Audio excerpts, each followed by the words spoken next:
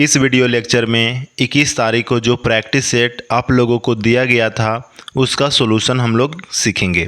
तो अब हम लोग करेंगे आज का अपना फर्स्ट क्वेश्चन नंबर 1। सबसे पहले देखेंगे क्वेश्चन नंबर 1 को। इस क्वेश्चन को करने के लिए सबसे पहले आप वीडियो को पॉज करें और ध्यान से 1 से 2 बार पढ़ें और समझिए कि क्वेश्चन कह क्या रहा है। मैं इसे शॉर्ट में समझाता हूँ। यहाँ पर देखिए क्वेश्चन में बोला जा रहा है कि 3 दोस्त हैं, एक ए, दूसरा बी और तीसरा सी। तीनों ने फिल्म बाहुबली देखने के लिए सिनेमा घर जाते हैं और उनका जो हॉल है, सिनेमा घर है, जो 120 किलोमीटर की दूरी पर है। ए और सी का जो चाल है वो 50 किलोमीटर प्रति घंटा है जो कि कार से जा रहे हैं, और बी का जो स्पीड है वो 10 किलोमीटर प्रति घंटा है जो टांगे से जा रहे हैं। और हुआ क्या कि किसी निश्चित दूरी के बाद सी कार से उतर जाता है और शेष दूरी एक और अन्य टांगे के द्वारा चला जाता है और उसका भी जो स्पीड है वह 10 किलोमीटर प्रति घंटा है, जबकि ए वापस बी के पास जाता है और अपने गंतव्य स्थान पर उसी समय पहुंचता है जिस समय सी पहुंचता है। तो आपको बताना है कि इस यात्रा को तय करने में कुल कितने घंटे का समय लगा। इसे इस तरह से समझिए, जैसे कि 2 पॉइंट है, एक एक्स और दूसरा वाई। ए बी सी तीनों एक्स पॉइंट से चलना स्टार्ट किए और वाई पॉइंट पर सिनेमा घर है, और यहाँ पर एक्स पॉइंट से ए और सी साथ में कार से चलना स्टार्ट किए और बी जो लड़का है वह टांगे से जाता है। ए और सी का जो स्पीड है वह 50 किलोमीटर प्रति घंटा, जबकि बी का जो स्पीड है वह 10 किलोमीटर प्रति घंटा। अब मान के चलो कि ए और सी दोनों साथ में जा रहे थे और जेड पॉइंट पर पहुंचने के बाद उसने सी को उतार दिया, और यहाँ के बाद सी है जो 10 किलोमीटर प्रति घंटा के स्पीड से बाई की ओर चलना स्टार्ट करता है। और जेड पॉइंट पर ए क्या करता है कि जेड पॉइंट पर पहुंचकर ए एक्स की ओर लौटता है और रास्ते में बी से मिलता है, और मान लिए कि बी से वह डब्ल्यू पॉइंट पर मिला, और डब्ल्यू पॉइंट पर बी से मिलने के बाद बी को अपने साथ बैठाता है और कार से 50 के स्पीड से वह बाई पॉइंट पर आता है। और ऐसा करने पर सी, ए और बी तीनों एक साथ बाई पॉइंट पर पहुंचते हैं, और यह जो टोटल डिस्टेंस है वह 120 किलोमीटर है। अब आपको बताना है कि एक्स से बाई जाने में इन तीनों का कुल समय कितना लगा। तो आप इस तरह से कर लें, जैसे सबसे पहले ये कि एक्स से जो डब्ल्यू तक का डिस्टेंस है उसे हम पी मान लिए, डब्ल्यू से जेड का डिस्टेंस है उसे क्यू मान लिए, और जेड से बाई का जो डिस्टेंस है उसे आर मान लिए। अब यहाँ पर आप समझेंगे क्या कि जितना देर में ए लड़का एक्स से जेड गया और जेड से डब्ल्यू आया, उतने देर में बी जो है वह एक्स से डब्ल्यू गया। यानी ए और बी के लिए देखें तो दोनों के लिए जो टाइम है वह सेम है। तो आप ध्यान में रखेंगे कि अगर टाइम कांस्टेंट है तो इस केस में स्पीड और डिस्टेंस एक दूसरे के प्रोपोर्शनल होंगे, यानी कि जिस रेशियो में स्पीड होगा उसी रेशियो में इन दोनों के द्वारा तय की गई डिस्टेंस होगा। तो अब यहाँ पर देखिए कि ए ने कितना डिस्टेंस कवर किया। तो ए पहले जेड तक गया, जेड के बाद डब्ल्यू तक आया, यानी पी प्लस क्यू। ए द्वारा चला गया डिस्टेंस और बी द्वारा चला गया डिस्टेंस का अगर रेशियो देखें तो ए द्वारा चला गया distance P plus Q divided by B द्वारा चला गया डिस्टेंस केवल P। यह जो पार्ट है यह B के द्वारा चला गया। अब यह किस रेशियो में होगा? तो यह A और B के स्पीड के रेशियो में होगा, यानी 50/10। अब आप जब इसे सॉल्व करोगे तो P और Q का जो रेशियो है वह 1:2 का होगा।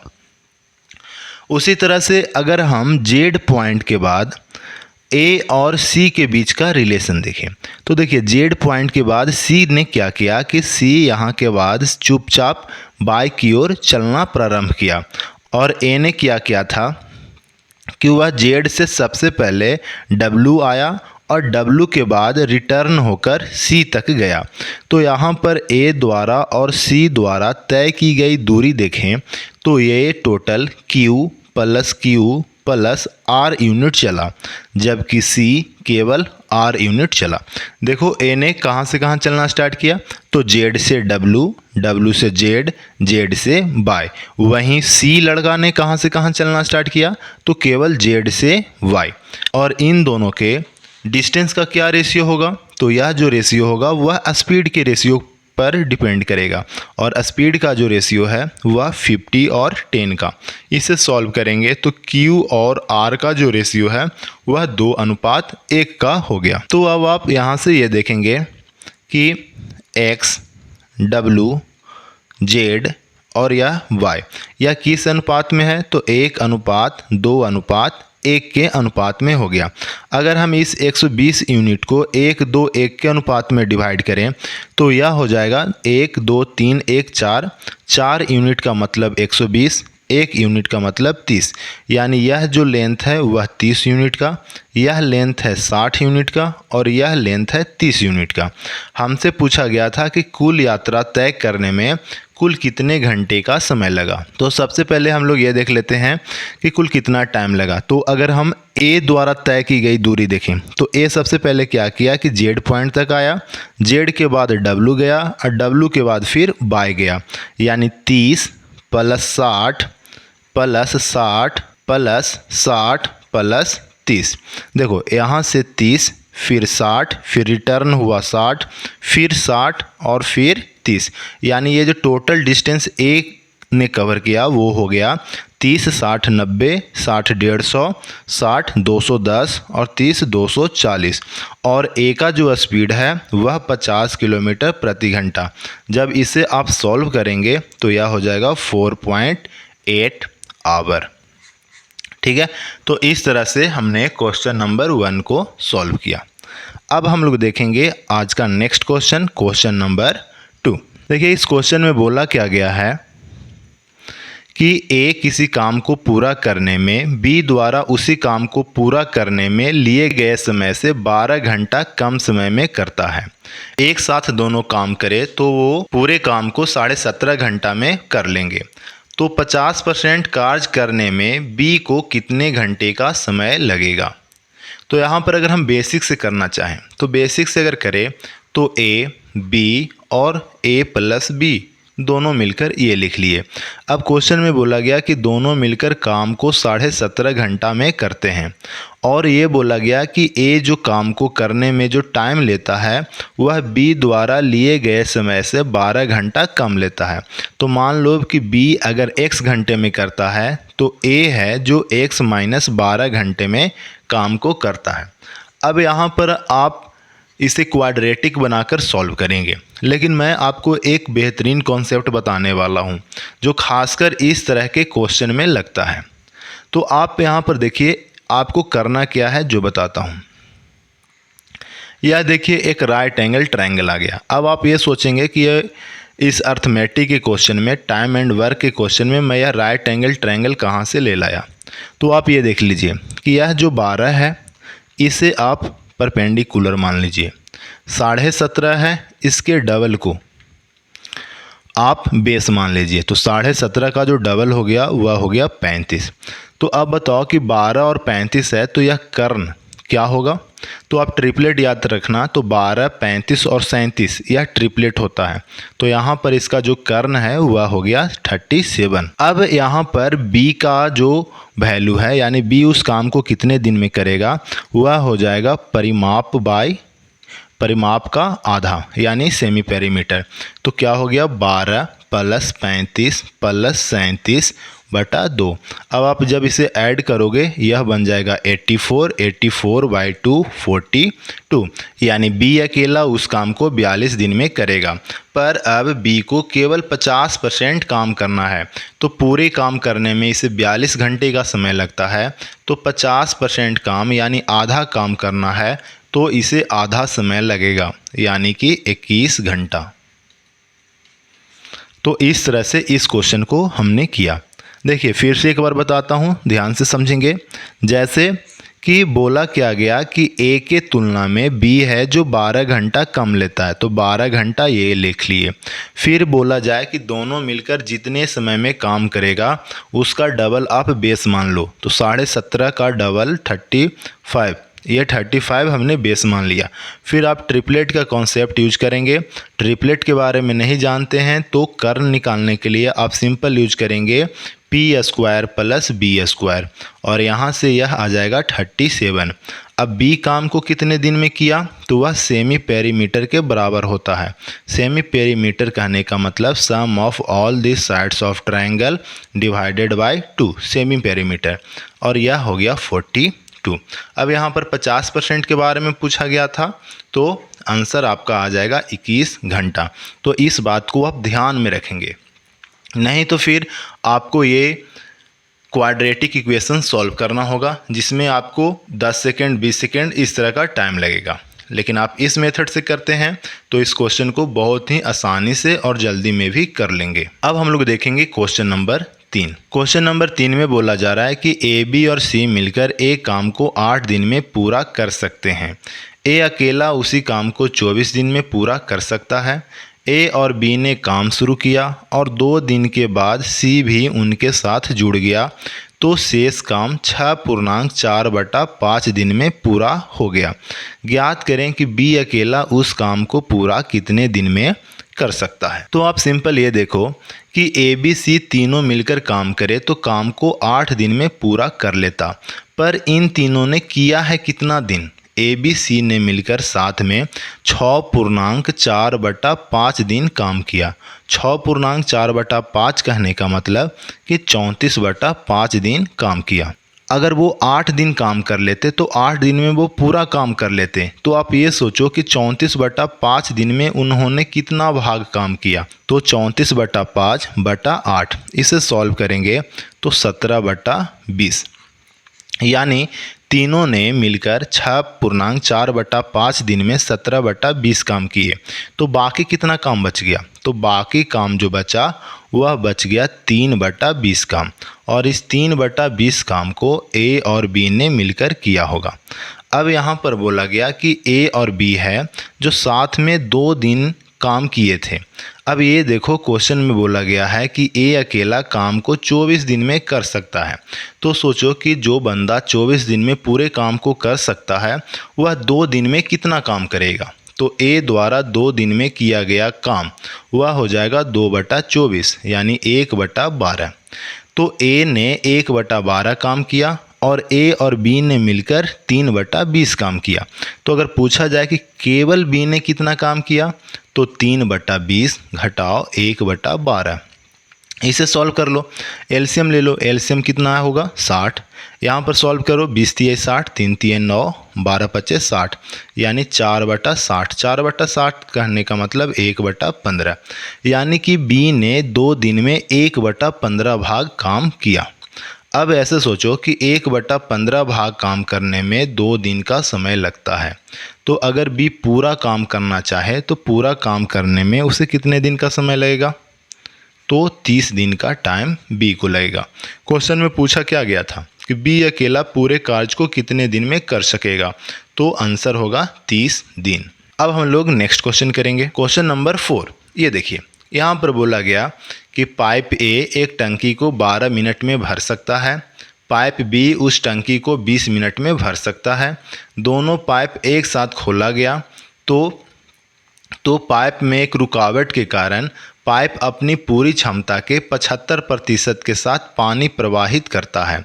यदि टंकी भरने से कुछ समय पहले और 9 मिनट में टंकी भर जाने से पहले रुकावट साफ हो जाती है, तो रुकावट साफ होने में कितना समय लगेगा। ठीक है, देखिए क्वेश्चन बोला क्या गया कि पहले ये ऐसे मान लो कि यह एक टंकी है और इस टंकी में 2 नल, एक ए और दूसरा नल बी लगा हुआ है।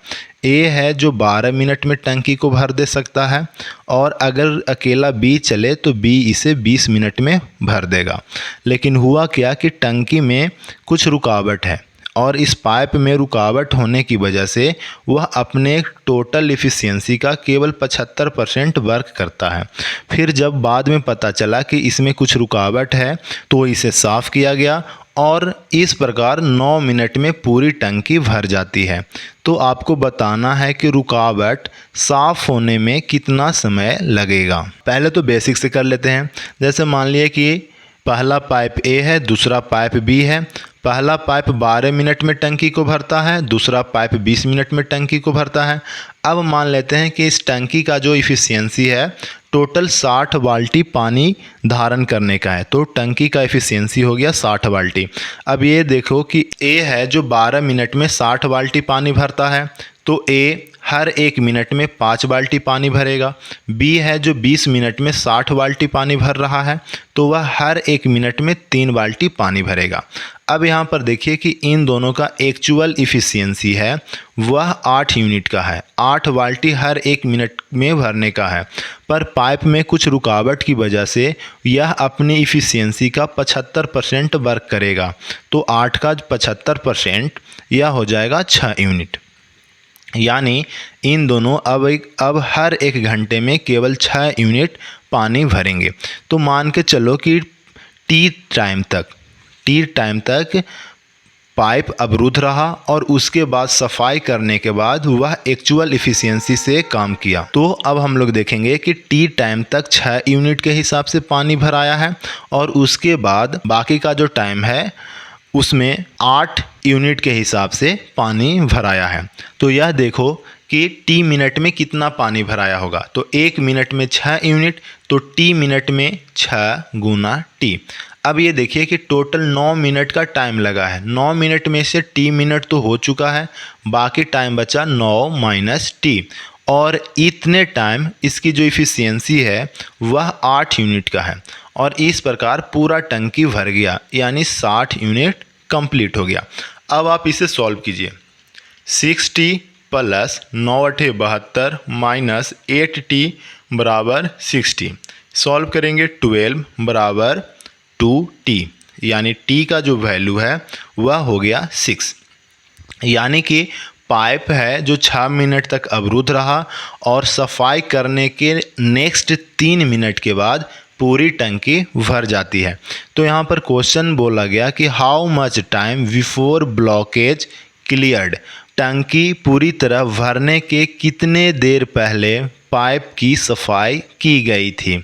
यानी कि आपका जो करेक्ट आंसर होगा 9 माइनस 6 3 मिनट, यानी 3 मिनट पहले पाइप की सफाई की गई थी। अब देखेंगे आज का अपना लास्ट क्वेश्चन, क्वेश्चन नंबर 5। यह एक बेहतरीन सवाल है। इस क्वेश्चन को करने के लिए आपको नंबर सिस्टम का भी समझ होनी चाहिए। क्वेश्चन क्या है कि रामू और कृष्ण एक काज को पूरा करने के लिए वैकल्पिक दिन में काज करते हैं। वैकल्पिक दिन कहने का मतलब कि एक दिन रामू काम करेगा, दूसरे दिन कृष्ण काम करेगा, फिर अगले दिन रामू काज करेगा, उसके अगले दिन कृष्ण, और इस प्रकार से काम चलता रहेगा। और इस प्रकार अगर जो कार्य हुआ है वह 24 दिन में कंप्लीट होता है। यदि और के स्वतंत्र रूप से कार्य को पूरा करने में रामू और कृष्ण द्वारा आवश्यक दिनों की संख्या को निरूपित करते हैं। मतलब कि रामू अगर काम को करे तो R दिन का टाइम लगेगा और कृष्ण अकेले पूरे काम को करे तो K दिन का टाइम लगेगा। तो पूछा गया कि R और K के अभिन्न मानों के कितने क्रमित जोड़े संभव हैं। यानी कि R और K का इंटीग्रल वैल्यू होना चाहिए और साथ ही ऑर्डर्ड पेयर में होना चाहिए। देखो ऑर्डर पेयर होने कहने का मतलब कि 3 4 लिखें और 4 3 लिखें, यह दोनों 2 टर्म हो गए। और अगर ये ऑर्डर पेयर ना होता तो आप 3 4 लिखिए या फिर 4 3 लिखिए, बस यहाँ पर नंबर से मतलब होता तो इसे हम लोग एक कंसीडर करते। लेकिन जब क्रमित जोड़ा यानी ऑर्डर पेयर में लिखना है तो इसी 2 नंबर को हम लोग 2 समझेंगे। तो आइए इसे समझते हैं। तो आप यहाँ पर देखिए कि दोनों बारी बारी से काम किए, तो इस प्रकार टोटल 24 दिन का टाइम लगा। तो अब ये बताओ कि 24 दिन में रामू ने कितना काम किया होगा और कृष्णा ने कितना दिन काम किया होगा। तो रामू ने इस 24 में से 12 दिन रामू ने काम किया होगा और 12 दिन कृष्णा ने काम किया होगा। अब यहाँ पर रामू है जो R दिन में पूरे काम को कंप्लीट करता है।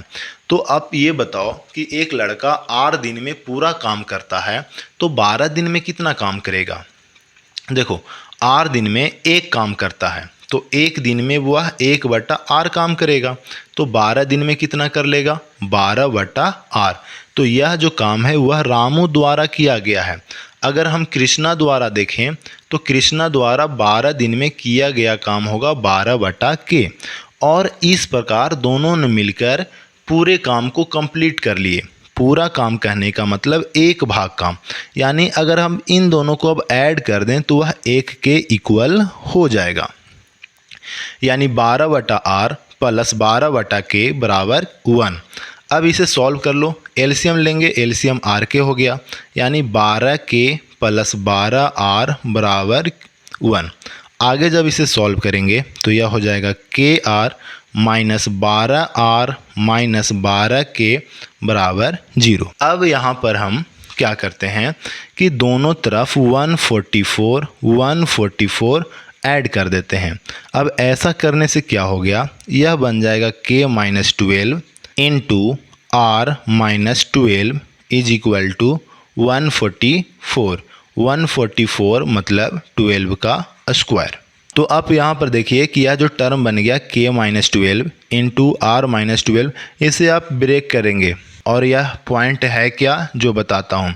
इस तरह से 1 plus A plus B plus AB is equal to 1 plus A into 1 plus B, यह इसका फॉर्मूला है। जब मैं अलजेब्रा पढ़ाऊँगा तो इसे बहुत ही आसानी तरीके से बताऊंगा, तो फिलहाल के लिए ये ध्यान में रखें। या फिर इसका आप गुणनखंड करेंगे तो यह होगा K माइनस 12 गुना R माइनस 12 बराबर 144। और अब आप यहाँ पर देखेंगे क्या कि यह दो नंबर है, जैसे K माइनस 12 को अगर हम x मान ले और R माइनस 12 को y मान ले, यानी कि दो नंबर x और y का जो प्रोडक्ट है वह हो गया 144। तो अब आपको बताना है कि x और y के कितने नंबर संभव हैं। तो अब आप ये देखो, अब यहाँ पर आपका जो कॉन्सेप्ट काम करने वाला है वह नंबर सिस्टम से रिलेटेड है कि दो संख्याओं का गुणनफल 144 है, तो आप इसमें कितने प्रकार के संख्या बना सकते हैं। तो ये पहले तो एक छोटा सा एग्जाम्पल लेता हूँ। जैसे हमने ले लिया 10, तो 10 का अगर हम गुणनखंड देखें कि 10 किस किस संख्या से विभाजित होती है, तो 10 1 से विभाजित हो जाएगा, 2 से हो जाएगा, 5 से हो जाएगा और 10 से हो जाएगा। तो यहाँ पर इसका टोटल नंबर ऑफ जो फैक्टर है वह 4 है। तो टोटल नंबर ऑफ फैक्टर अगर 4 है तो कितने पेयर बनेंगे, तो यहाँ पर पेयर की जो संख्या हो जाएगी 4/2 यानी कि 2। अब यहाँ पर देख लो, 1 और 10 में गुना कर लो क्या होगा 10, 2 और 5 में गुना कर लो क्या बन जाएगा 10, यानी कि एक पेयर तो 2 और 5 का, दूसरा पेयर 1 और 10 का। लेकिन यहाँ पर अगर हम ऑर्डर्ड पेयर की बात करें तो ऑर्डर पेयर में आप 1 गुना 10 भी लिखो या 10 गुना 1 लिखो, 2 गुना 5 लिखो या फिर 5 गुना 2 लिखो। इस तरह से यहाँ पर टोटल 10 के लिए टोटल 4 पेयर बन जाएंगे, यानी कि 4 तरह से हम x और y का अलग अलग वैल्यू बता सकते हैं। तो यही काम आपको अब 144 के लिए करना है। तो सबसे पहले आपको टोटल नंबर ऑफ फैक्टर ज्ञात करना है कि 144 के कुल कितने फैक्टर्स पॉसिबल हैं। तो 144 का फैक्टर निकालना है तो इसे हमें अभाज्य संख्या के गुणनखंड के रूप में लिखना होगा। तो आप इसे ब्रेक करेंगे, 144 को 16 गुना 9, 16 गुना 9 144। अब 16 को आप लिखेंगे 2 का पावर 4, 9 को लिखेंगे 3 का स्क्वायर, और टोटल नंबर ऑफ फैक्टर निकालना है तो पावर में हम 1 इंक्रीज करके मल्टीप्लाई करते हैं। तो 4 में 1 इंक्रीज कर लो 5 बन गया, 2 में 1 इंक्रीज कर लो 3 यानी कि 15, यानी कि 144 के टोटल नंबर ऑफ जो फैक्टर्स हैं वह 15 हो गए। अब ये देखो टोटल 15 संख्या, इस तरह से 1 2 3 और इस तरह से बढ़ते हुए यह टोटल 144 तक टोटल 15 संख्या होंगे। तो बताओ टोटल अगर 15 संख्या हैं तो कितने पेयर बनेंगे। तो तो यहाँ पर नंबर ऑफ जो पेयर्स हैं वह हो जाएंगे 15/2। 15/2 कहने का मतलब 7। यहाँ पर डिवाइड करते तो 7.5 होगा, पर हमें नंबर ऑफ पेयर्स बताने हैं तो वह हो जाएगा 7। लेकिन हमें बताना है ऑर्डर पेयर में, तो ऑर्डर पेयर बताने का मतलब कि आप देख लो 1 × 144 कर लो या 144 × 1 कर लो, दोनों दो अलग बातें हैं। तो यानी कि 7 जोड़ा आने का मतलब हमें यहाँ पर यूज करना होगा 14। पर यहाँ पर आप ये भी ध्यान में रख लो, एक जो यहाँ पर बीच में 144 का एक फैक्टर 12 भी होने वाला है। तो अगर हम x के जगह पर 12 और b के जगह पर 12 कंसीडर करें, यानी 12 × 12, तो यह होगा 144। लेकिन आप यहाँ पर ये दोनों वैल्यू सेम होने की वजह से आप इसे 2 बार नहीं लिख सकते, यानी कि 12 × 12 से केवल हमें एक पेयर प्राप्त होगा। तो 14 जोड़ा प्लस 1 और, यानी कि टोटल 15। तो इस क्वेश्चन का जो करेक्ट आंसर होगा वह होगा 15। तो यह जो प्रैक्टिस सेट हम लोग देखे वह 21 तारीख को आप लोगों के बीच दिया गया था।